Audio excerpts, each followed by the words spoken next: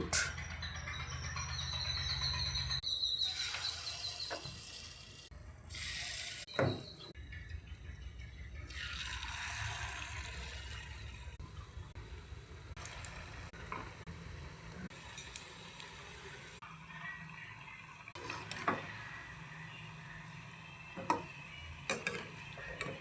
Welcome to Nachiya kitchen. எல்லோரும் எப்படி இருக்கீங்க?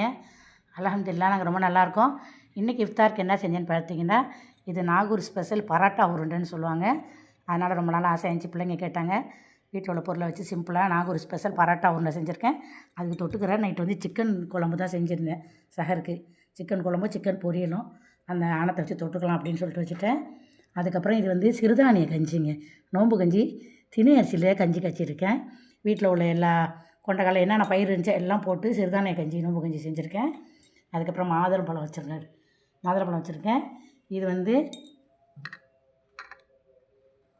பூசணி ஜூஸுங்க, அது மிக்சியில் போட்டு அடித்து வச்சுருக்கேன்.